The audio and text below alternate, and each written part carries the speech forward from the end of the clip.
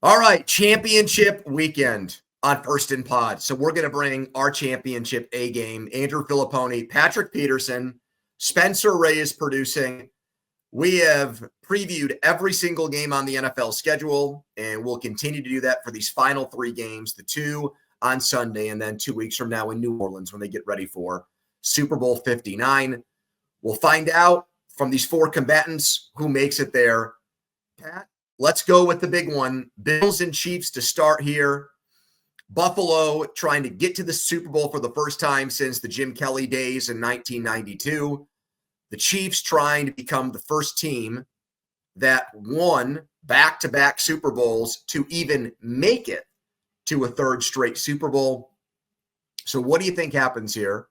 Does Josh Allen slay the dragon, get Buffalo over the hump, or do we see Kansas City make history Sunday night at Arrowhead? I'm not even making. I'm cutting right to the chase here. Yeah, I see that. Yeah. I'll be going with the Kansas City Chiefs to make it to the third, championship.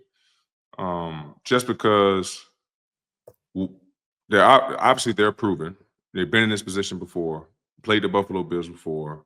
I feel like I trust Patrick Mahomes more than I do Josh Allen when it comes down to making those crunch time plays, throwing the ball in the air. Not saying that Josh can't do it. We just haven't seen it in the first two playoff games. Really haven't had to throw the ball, a ton. Beating what he had 130 or maybe 120 some odd yards last week against the Ravens. I feel like if they want to win this game, he's going to have to do more than that. Now, granted, I know he had 2 rushing touchdowns, but I feel like he's going to have to do against a little bit more against that Steve Spagnuolo defense. He's a veteran that understands playoff football, that understands playoff defenses. And I also won't be surprised that Josh Allen will see at least 2 or 3 calls or 2 or 3 plays that he haven't seen, the Kansas City Chiefs put on tape, So, and I just feel like this is when the lack of pass catchers is going to bite the Buffalo Bills in the rear end, because we haven't seen much of Amari Cooper. We know what he can do and what he's capable of, but we haven't seen much of him. Kincaid is probably going to be the main target in my opinion because it just seems like he's been, really utilizing the middle of the field, trying to find those mismatches. And I don't feel like it's going to be much of a mismatch against the Kansas City Chiefs defense. So that's why I'm taking, the Chiefs, the experience. It's hard to bet against my homeboy. And if Josh Allen do make it and he slayed the dragon, congratulations to him. But I tell you this, he's going to have to throw for more than 123 yards. And I think conversely, Mahomes is going to have to do more than he did in the game against Houston. I mean, both of these quarterbacks have had very similar, I think, late season stat line. Now, let me take that back, actually. Allen had the 2 big games, one against the Rams that they lost on the road, and then the one in Detroit where they went crazy and won. So he does have those 2 shootout games. And for the most part, Kansas City's won ugly the whole year. Now, on Christmas, they scored big against the Steelers, but that team just basically self-combusted and blew up late in the season. So it's hard to put like a ton of stock in that game. But they've both had the same formulas here, which is play smart football and don't make mistakes and wait for the other team to make the mistake. And that staring contest, if I had to make a bet right now, this is going to maybe cause people's heads to explode. If I had to right this very second pick a quarterback who's going to try to do too much and is going to blink and make the first mistake in this game, I would pick Mahomes. I knew you was going to say that. Because I think Mahomes is – and I know that Allen had the crazy play with Cooper where he threw the ball and then ended up catching a touchdown. But I think the hero ball plays have shown up more with Mahomes than they have with Allen. I think Allen has stayed to the script better than Mahomes has. But the hero ball, honestly, that's Patrick Mahomes, staple for the most part. That's his bread and butter. Yeah, the 7 years he's been in the league, he's been making almost nothing out of something out of nothing. His offensive line haven't really been the best his entire career, so he's been damn near running for his life for 7 years, and that's why you see the way he trained. So he understands. I don't know if you ever saw that tweet his trainer put out of him doing all these acrobatic movements in the pocket, having shit being thrown at him and Yeah, that was running on that around these quarterback cones. documentary So that Netflix did. exactly. So he obviously know his game, so he's putting himself in position, in the offseason. So when the time do comes, his body is already used to it. And that's why it seems so second nature to him versus everybody else, just his pocket awareness. He understands where his outlets are. You know what I mean? And he finds a way to get to his outlets each and every time. And even if he doesn't, he's a guy, when I say hero ball, his hero ball is totally different from Josh Allen hero ball. Josh Allen is going to try to fit the ball somewhere, throw the ball, heave the ball back across the field into traffic. Patrick Mahomes going to do all of this and find open guys. You know what I mean? So his hero ball is totally different from a past Josh Allen hero ball because he almost made a mistake in that in the Ravens game in the quarterback sneak when they stuffed him. He almost tried to pitch it back. And he That said would have when he been thought about it, the old Josh Allen would have done it, he said. exactly. That would have been a bonehead, mistake for them to be in that situation. And now you're trying to pitch the ball back to James Cook in a pile. Like anything could have happened. You know what I mean? So that's why I would say Josh Allen will be the first to crumble just because we've seen, Patrick do this his entire career. Not only his entire career, in the playoff in the biggest moments. I keep picking against them, and I never learn my lesson because when I watch the Chiefs, they very rarely impress me in these games. Yeah. Now, their defense has had some huge games, and the defense has come through, and Mahomes has made clutch plays this season, and Kelce has obviously done his typical Kelce playoff magic, but they just don't feel like a 15-2 team to me, Pat, that's won 2 straight Super Bowls the way that they've played. They just passed my eye test barely in these games. And I feel like they got lucky having to play Houston, a team with no offensive line, a team that defensively has some stars in it, but they only got really into the playoffs because the division they play in, and Herbert had such a bad wild card game. They got amazing breaks from the officials in that game with the 2 calls, the roughing calls there. And so I'm just waiting. Are you picking this game because you actually think Kansas City has the better team than Buffalo? Or are you picking them because you're not going to pick against the Chiefs until you actually see them lose a game like this? No, Chiefs have the better team. Okay. They have the better receiver core. Bills have the better running back. Bills have the better offensive line. Bills defense is not better than the Kansas City Chiefs defense. The secondary is not better than the Kansas City Chiefs secondary. The linebackers, the inside linebackers are not better than the Chiefs inside linebackers. So the Chiefs is the better team on paper. There's no doubt about that. And like I said, it's hard to go against Patrick Mahomes in the same breath when he does have a talented team. I could see if his team was like a Josh Allen, where pretty much everything was on his shoulder. His defense is not as good as of Patrick Mahomes. Then I can probably say, oh yeah, then that conversation is different. You know what I mean? I would say the Bills have the better offensive line, Mm-hmm. and I think they have the better running back. And Yep. here's the thing that is going to drive you nuts. I think they have the better quarterback. I think Allen has played better than Mahomes. Yes, I agree. I was going to say the quarterback is what is if you're just going off this year's stats, yes, Josh Allen has played better football than Patrick Mahomes. I mean, Patrick played better football down the stretch, but the first 11 weeks it was a struggle. We never seen him in double-digit interceptions, and he eclipsed that like in week 10. You know what I mean? So, but he ended up getting The it last together time he later threw in an the year. interception in a game was against Buffalo. Since that game, he has not thrown an interception. Mahomes, Yep. that is. Mm-hmm. And that's what we used to seeing, him playing clean football, getting the ball where it needs to be, making those clutch plays in the fourth quarter, converting on third downs. And we're just accustomed to seeing it. And obviously we're going to see it again come Sunday. But this is going to be a heck of a game. It really is. But I do think overall the Chiefs have the better team. One thing I'm excited about with this game is the officiating crew. It's a Clete Blakeman crew.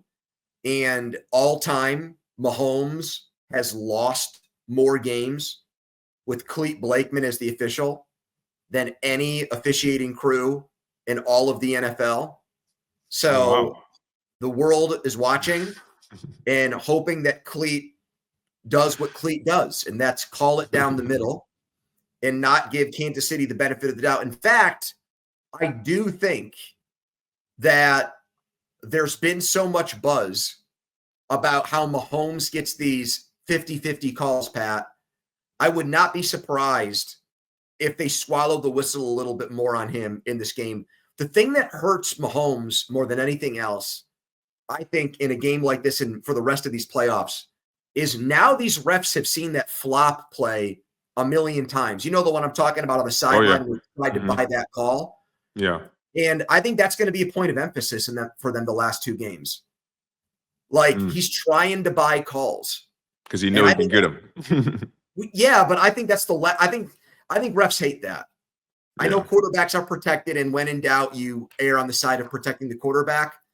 But I think when refs figure out that guys are dishonest and disingenuous on plays like that, it's on the back of their mind. Well, did this guy go flying because he actually got hit? Or did he go flying because he's trying to bait me into throwing the flag there? I mean, that had to drive you nuts as a defender when you saw that play by him on the sideline. It's hard enough to hit these quarterbacks, and now you've got him flopping like he's a European soccer player in these games, Pat. Yeah, that was a bit gut wrenching when I did see my boy flopping on the sideline. He got the call. That was the only call that I would say that was questionable in that game. But yeah, that's a great point. That may be something that they do have on the back of their minds. Knowing when Patrick is on the sideline, he may give a little extra, gestures to tempt them to throw the flag. And like you said, Clete may be like, Most of America right now thinks that the Chiefs win these games partially because of the refs. And if I was working this game, I would not want that to be the narrative coming out of this game. I would make double sure, triple sure that when the Chiefs got a call this game, it was an obvious one and not a gray area one. And so I think that helps Buffalo. Maybe I'm just hoping it's that way because that's what I want deep down. It could be. Right. I think it's a huge game for Sean McDermott, Pat, because he's going back to the scene of the crime. This is where the 13 seconds disaster happened. Yeah. And they went and they lost the AFC Championship game there in 2022, got blown out. And that was a classic game, that divisional round game where they had it pretty much won, and then the meltdown, and then the overtime, never got the ball because we had the old rules there where you could score a touchdown and the game was over. Andy Reid, we expect him to be great in a game like this. He's got the monkey off his back when it's come to bad clock management and things like that late in games, really ever since he's had Mahomes. McDermott's teams are consistently good, but he does seem to get tight as a coach in some of these big moments. And so I think even more than Allen, Pat, I think Allen is generally, unlike Lamar, Allen has played well in these playoff losses, and it doesn't feel like it's his fault when they lose. I think it seems like it's more on the head coach, and he's a defensive coach. So, if they are able to hold Kansas City in check, much like they did in the first game when they scored only 21 points, his stock, I think, even more than Allen, I believe, can go up in this game Sunday night. Where do you come down on McDermott? You think he's one of the game's great coaches?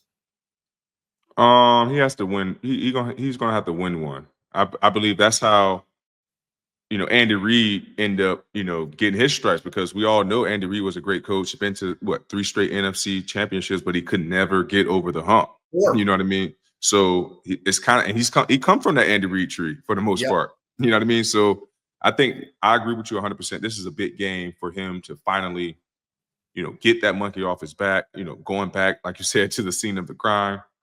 And to your point as well, the playoff losses have not come down, on Josh Allen. That he does leave it all out on the field. Just comes down to a couple, timeouts that you wish you wouldn't have burned, a couple decisions that you wish you shouldn't have made that was questionable, going into that play, things like that. So, but it seemed like he has had a better, grasp of that, this season. So hopefully, all of that end up, paying off for him and Josh Allen, and let's see, may the best man win, best team win.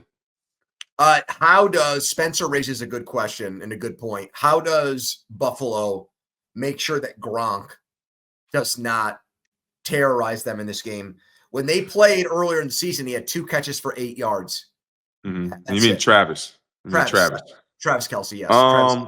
It's gonna be tough because at the end of the day, you don't want to be able to have your corners out on the island. So you have to pick your poison, because now you got Hollywood Brown back. You got Worthy, that's a gadget guy. You got D-Hop that can, although he haven't been really active in the play. Well, it's like they only played 1 playoff game. He wasn't really active. Well, for the most part, none of their receivers were real active last week against the Houston Texans. But for the most part, I feel like it's gonna Buffalo's gonna have to pick their poison, because now we saw what Travis was able to do last week, going for 100 plus yards, 2 touchdowns, and the receivers had, I think one receiver had I think Worthy was the only receiver that had a reception, if I'm not mistaken. Yep. He was so now I was going to say here, Pat, just to make sure your stats are right, because I'm pretty sure you are right about this.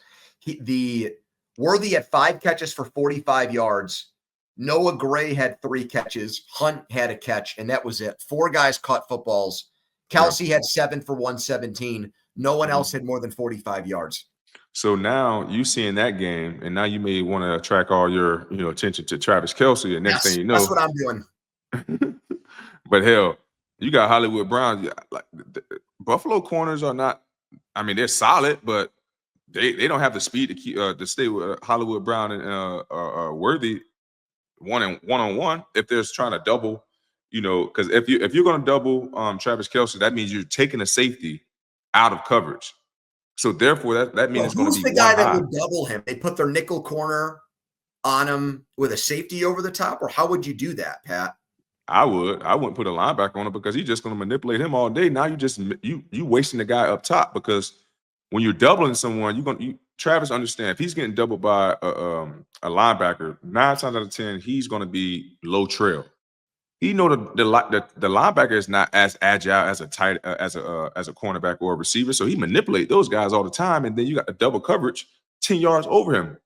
Patrick Mahomes going to get that in the tight hole, quick, fast, in a hurry. Versus if you have a nickel that's used to making those tight turns, that's used to playing man under whatever defense that they're in, now it makes that window that much tighter, and it makes Travis harder to fool the defender versus a linebacker. Spencer brings up the fact that the Ravens tight ends and guys like Bateman got loose in the middle of the field against the Bills. Mm-hmm. I do think a lot of that had to do with Buffalo kind of changing the personnel package. They played a heavier they played linebackers more than they really have all year. They've played more nickel defense, I think, than any team in the NFL this season. But in an effort to slow down Henry, which they did, they held him under 100 yards. They came out of their quote-unquote base defense and switched it up. And like you said, pick your poison. The downside of that is they were able to hit more plays between the numbers in the passing game. I would do the opposite here. And look, if Xavier Worthy was a rookie and a guy with elite speed, we know that, but he's not a true great route runner. Mm-hmm. And Hollywood Brown's someone that came back later in the year, and it doesn't seem like Hopkins has totally fit their offense. If those guys beat me, Pat, I can live with that. I really can. And I know it's way easier said than done with Travis, because it's like he's got ESP with Mahomes, and they know where they are, and they can read each other's minds in these big games. They've done it so many times, time and time again. But that's the one thing I would not want. When I left that stadium Monday night, if Kelce has 9 for 150, I need to go get an Ambien prescription, because I'm not going to be able to sleep all offseason on my own. Do you know what I mean?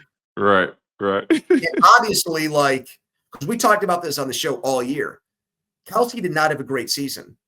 When we debated, is he holding himself? Is he conserving himself? Are they keeping things in the bag for the playoffs? And one game in, it looks like they have been. Oh, yeah. But I would just not want that to be the way they beat me. And I agree with you. I think that Rasul Douglas has not had a very good year for Buffalo. I think Benford actually is pretty good. I think the kid from Villanova is a pretty good corner. I don't think he's like Surtain or anything like that. But Kansas City doesn't have Justin Jefferson or somebody like that. So it's not like a horrible – maybe it's a bad matchup in that you're saying like it's a speed guy versus more of a – I don't know, more of a – how would you describe their corners? Are they more physical corners? Yeah, they're more physical guys that in a bigger body frames too.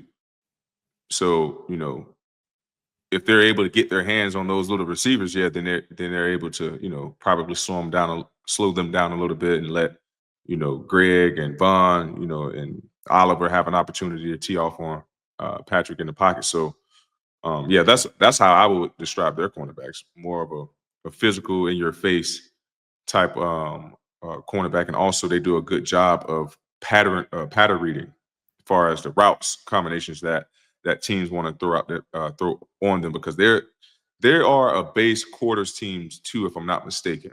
So they play a lot of quarters defense for the most part. I tell you what, they're not going to be playing that a lot of that Sunday, because they're going to have to find a way to keep the ball out of Travis Kelce's hands. I agree. And the fact that we saw McDermott not stubbornly stick to their defense that they used in the first game and switch it up to try to match personnel with Baltimore, I think makes me feel better about the chess match he'll try to play against Andy Reid in this game. I am confident one thing that the Chiefs defense did against Houston that will not happen in this game. They sacked Stroud 7 times. Oh, yeah. Yeah, that's not happening. Allen only got sacked once against Baltimore. He's so hard to bring down. That line gives him time. Yeah. Sacks are not going to kill drives against the Chiefs.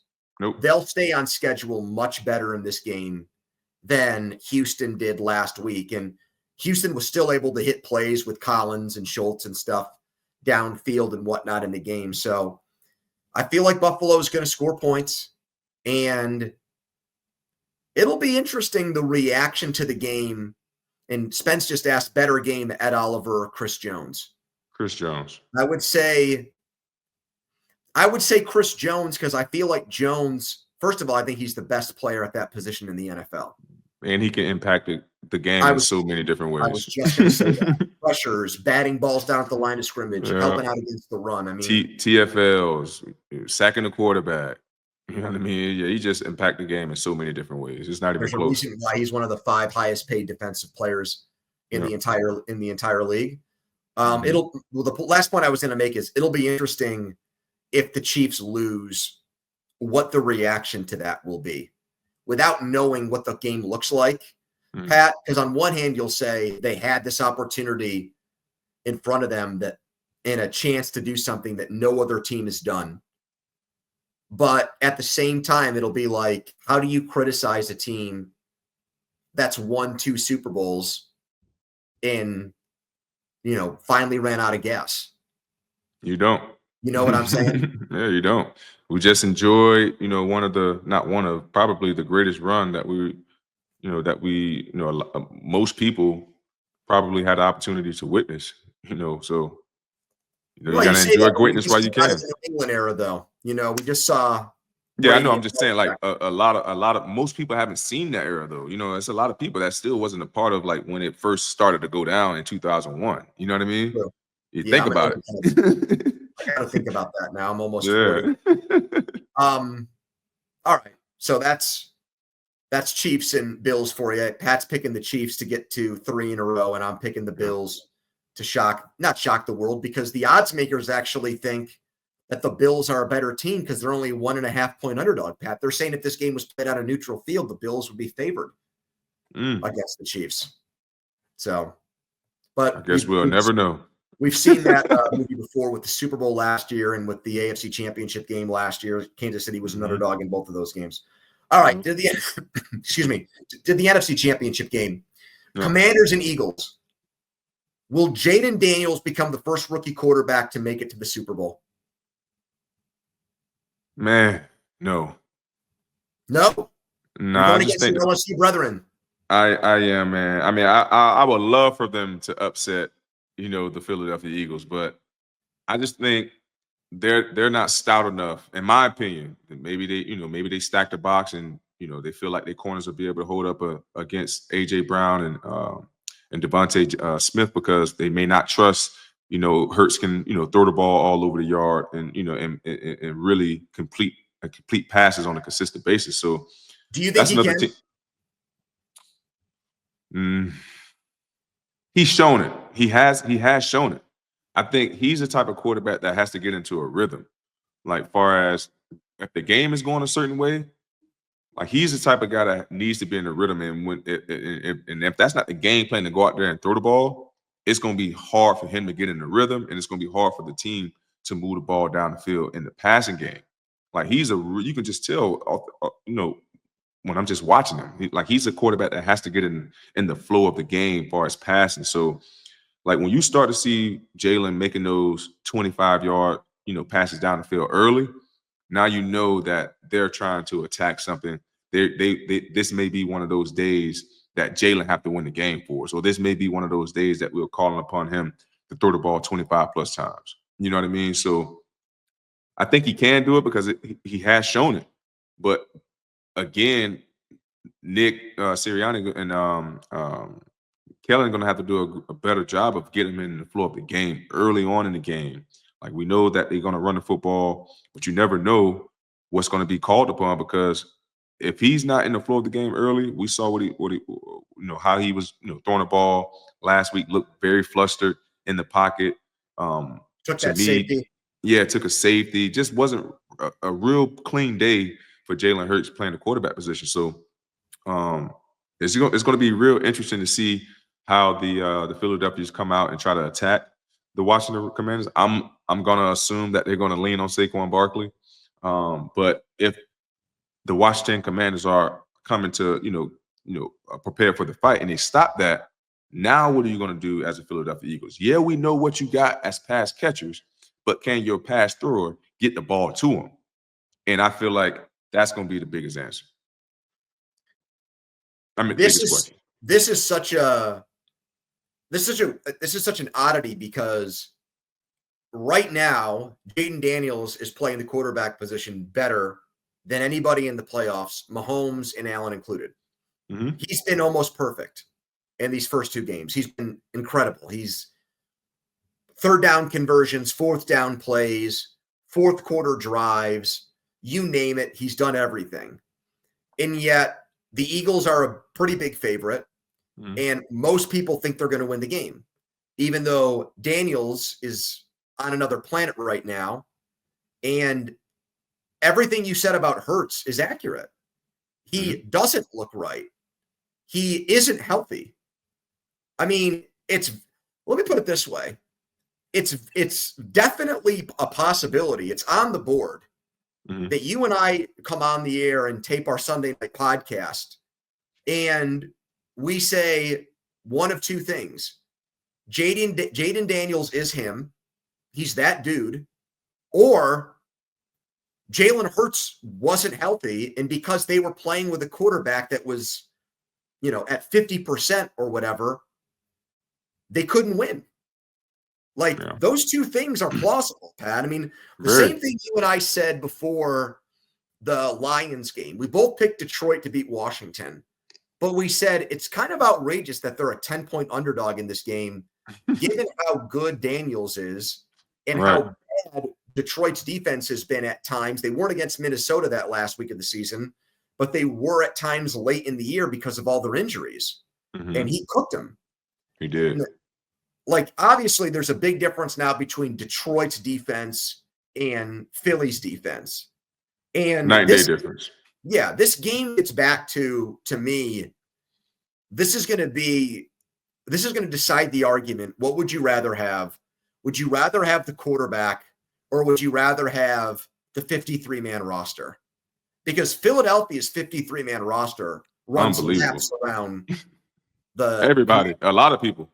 Jason Kelce went on our sister station WIP in Philadelphia and said, I think he might have said it this way. Other than quarterback, I think Philadelphia is better at every position.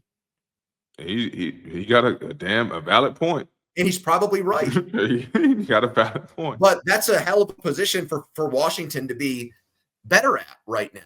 Mm-hmm. And so, when you said they've got to get Hurts in the game early and get him in rhythm, man, I mean, as a guy that's played a lot of Madden football, I got Saquon Barkley in my backfield. I just want to give him the rock. I don't want to get Jalen Hurts in rhythm. I want to give my dude that went for 2K the ball. That's the catch-22 there for me. Yeah, it is. But imagine, so all right, let's go here then. Last week, if Saquon don't have 200 and something odd yards, let's say he have 80 something yards, and now Jalen Hurts is having a game that he has shown that he was already having. Do Philadelphia still win that game? Listen, they're in Cancun. Mm-hmm. They're in Cancun. They ain't. My point exactly. So Jalen Hurts is definitely going to have to play some good ball. We know we got Saquon Barkley, so therefore they got to, because that's what they're doing as well. They don't. It looks like they're not implementing. They got away from the RPOs. I don't know if the weather maybe have played a factor in that. How about Hurts need? How about the concussion? Exactly. I don't see any of the RPOs. Tight ends coming across the deep overs, Devontae Smith with the deep overs, taking those. They did take a shot at AJ Brown. He ended up dropping the ball, but that is what I want to see. Run early in the game and Mailata kicked out. Yep. So that's what I want to see them implement a little bit more, because we know he's not going to just drop back, read the defense and just dot you up. That's what I mean by getting them in rhythm. Get them on some rollouts. Get them in that RPO to where now the team is focusing on him, the pass game, and Saquon Barkley. So now you got three things to worry about. Not just them in the shotgun, them handing the ball off to Saquon. I mean, them in the shotgun and them just handing the ball off to Saquon Barkley. So that's what I think they need to do a little bit more in order to get him involved in the game. Because you never know, man. You never know what type of day Saquon. I know they're hoping that he's going to have another 150 day, but say he don't. Now who's going to have to be able to make those plays for you? Your quarterback. I mean, I honestly think the game boils down to, can Philadelphia's offensive line dominate Washington's defensive line?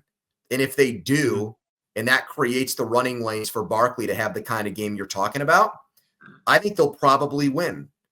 And I say probably because the last time they played, when Hurts got injured, Washington completely sold out to stop Barkley. They did. And after Hurts left the game, they pretty much did. He had 20-something carries for 46 yards. I think it was like 22 for 46. And now you're making my point even much more broader. They play each other twice a year. So they know all of their play. They know pretty much every run play that they want to run. And the other reason why I said probably, Pat, probably they'll win if Barkley, it has a huge game. I can't definitively say yes, though, because that game that they played in Washington late in the year, the dude threw 5 touchdown passes against Philly's defense. Yeah, he did. So he threw too late. Yes. So it's not like Jalen Hurts plays quarterback. He doesn't play corner. He doesn't play defensive tackle. He doesn't play inside linebacker. So I don't really see how Hurts getting injured in that game was a negative for their defense. Like, I guess you could say they were out on the field a little bit more, but to me, that's not an excuse for letting a guy throw 5 touchdowns. Yeah. On you. Yeah.